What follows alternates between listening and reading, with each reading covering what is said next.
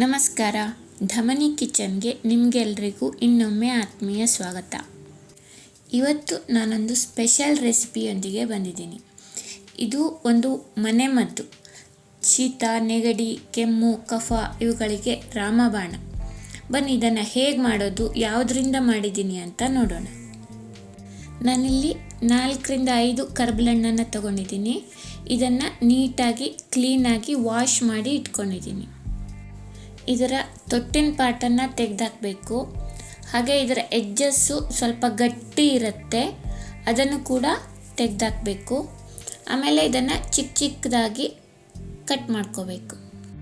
Friends, ಈ ಹಣ್ಣಿಗೆ ಒಂದೊಂದು ಕಡೆ ಒಂದೊಂದು ಹೆಸರಿಂದ ಕರೀತಾರೆ. ನಮ್ಮ ಕಡೆ ಇದಕ್ಕೆ ಕರಬಲ ಹಣ್ಣು ಅಂತ ಕರೀತಾರೆ.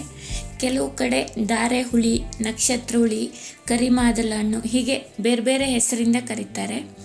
ನೀವು ಇದಕ್ಕೆ ಏನಂತ ಕರಿತೀರಾ ಅಂತ ಕಮೆಂಟ್ನಲ್ಲಿ ತಿಳಿಸಿ. ನೋಡಿ, ಇದೇ ಥರ ಎಲ್ಲವನ್ನು ಹೀಗೆ ಕಟ್ ಮಾಡಿ ಇಟ್ಕೊಳ್ಳಿ. ಆಮೇಲೆ ಇದನ್ನು ಒಂದು ಮಿಕ್ಸಿ ಜಾರ್ನಲ್ಲಿ ಹಾಕಿ ನುಣ್ಣಗೆ ಪೇಸ್ಟ್ ಮಾಡ್ಕೋಬೇಕು. ಎಕ್ಸ್ಟ್ರಾ ನೀರು ಆ್ಯಡ್ ಮಾಡೋದು ಬೇಡ, ಇದರಲ್ಲೇ ನೀರಿನ ಅಂಶ ತುಂಬ ಇರುತ್ತೆ. ನೋಡಿ, ಇಷ್ಟು ನುಣ್ಣಗಾದರೆ ಸಾಕು. ಆಮೇಲೆ ಇನ್ನೊಂದು ಬೌಲ್ನಲ್ಲಿ ಒಂದು ತೆಳ್ಳಗಿನ ಕಾಟನ್ ಬಟ್ಟೆ ಇಟ್ಕೊಂಡು ಇದನ್ನು ಸೋಸ್ಕೋಬೇಕು. ಫ್ರೆಂಡ್ಸ್, ನೀವು ನನ್ನ ಚಾನಲ್ಗೆ ಹೊಸಬರಾಗಿದ್ದರೆ ಅಥವಾ ಇಲ್ಲಿವರೆಗೂ ಸಬ್ಸ್ಕ್ರೈಬ್ ಮಾಡಿಲ್ಲ ಅಂದರೆ ಇವಾಗಲೇ ಸಬ್ಸ್ಕ್ರೈಬ್ ಮಾಡಿ. ಹಾಗೆ ಪಕ್ಕದಲ್ಲಿರೋ ಬೆಲ್ ಐಕಾನನ್ನು ಕೂಡ ಪ್ರೆಸ್ ಮಾಡಿ. ಇದರಿಂದ ನಾನು ಅಪ್ಲೋಡ್ ಮಾಡೋ ಯಾವುದೇ ವಿಡಿಯೋ ಕೂಡ ನಿಮಗೆ ಮಿಸ್ ಆಗಲ್ಲ. ಹೀಗೆ ರಸನೆಲ್ಲ ಹಿಂಡ್ಕೊಂಡು ಜಿಗಿಟನ್ನು ತೆಗೆದಾಕ್ಬಿಡಿ. ಇದಕ್ಕೆ ಎಕ್ಸ್ಟ್ರಾ ನೀರು ಆ್ಯಡ್ ಮಾಡಬಾರ್ದು. ನೆಕ್ಸ್ಟು ಇದನ್ನು ಕುದಿಸಬೇಕು. ಇದನ್ನು ಒಂದು ಕಡಾಯಿಗೆ ಹಾಕೋತಾ ಇದ್ದೀನಿ.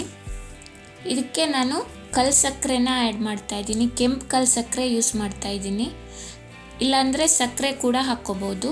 ಜೊತೆಗೆ ಸ್ವಲ್ಪ ಕಾಳುಮೆಣಸಿನ ಪುಡಿನ ಹಾಕ್ತಾಯಿದ್ದೀನಿ. ಇದು ಆಪ್ಷನಲ್ಲು, ಬೇಕಿದ್ದರೆ ಹಾಕ್ಕೊಳ್ಳಿ, ಬೇಡ ಅಂದರೆ ಬಿಡ್ಬೋದು. ಕೆಂಪು ಕಲ್ ಸಕ್ಕರೆ ಹಣ್ಣು ಎಷ್ಟು ಹುಳಿ ಇರುತ್ತೆ ಅಂತ ನೋಡಿಕೊಂಡು ಹಾಕ್ಕೋಬೇಕು. ಕೆಲವೊಂದು ಹಣ್ಣು ತುಂಬ ಸ್ವೀಟ್ ಇರುತ್ತೆ, ಕೆಲವೊಂದು ಜಾಸ್ತಿ ಹುಳಿ ಇರುತ್ತೆ. ಜಾಸ್ತಿ ಹುಳಿ ಇದ್ದರೆ ಸ್ವೀಟು ಜಾಸ್ತಿ ಬೇಕಾಗತ್ತೆ. ನಾನಿಲ್ಲಿ ಒಂದು 100 ಗ್ರಾಮ್ನಷ್ಟು ಕೆಂಪು ಕಲ್ ಸಕ್ಕರೆನ ಹಾಕ್ತಾಯಿದ್ದೀನಿ. ಈಗ ಕೆಂಪು ಕಲ್ ಸಕ್ಕರೆ ಕರ್ಬಲ ಹಣ್ಣಿನ ರಸದಲ್ಲಿ ಪೂರ್ತಿಯಾಗಿ ಕರಗಿ ಮಿಶ್ರಣ ಸ್ವಲ್ಪ ತಿಕ್ಕಾಗೋವರೆಗೂ ಇದನ್ನು ಕುದಿಸ್ಕೋಬೇಕು. ಸ್ವಲ್ಪ ಅಂಟು ಪಾಕ ಬಂದರೆ ಸಾಕು. ನೋಡಿ, ಇಷ್ಟು ಗಟ್ಟಿಯಾದರೆ ಸಾಕು. ಅದು ತಣ್ಣಗಾದ್ಮೇಲೆ ಇನ್ನೂ ಗಟ್ಟಿಯಾಗತ್ತೆ. ಇವಾಗ ಸ್ಟವ್ ಆಫ್ ಮಾಡಿಬಿಡೋಣ. ಇದನ್ನು ಸ್ವಲ್ಪ ತಣ್ಣಗಾಗೋದಕ್ಕೆ ಬಿಡಬೇಕು. ನೋಡಿ, ಇದು ಪೂರ್ತಿಯಾಗಿ ತಣ್ಣಗಾದ್ಮೇಲೆ ಇಷ್ಟು ಗಟ್ಟಿಯಾಗಿ ಜಲ್ಲಿ ಥರ ಆಗಿದೆ. ನೆಕ್ಸ್ಟು ಇದನ್ನು ಒಂದು ಏರ್ಟೈಟ್ ಕಂಟೈನರಲ್ಲಿ ಹಾಕಿ ಸ್ಟೋರ್ ಮಾಡಿ ಇಡ್ಬೋದು.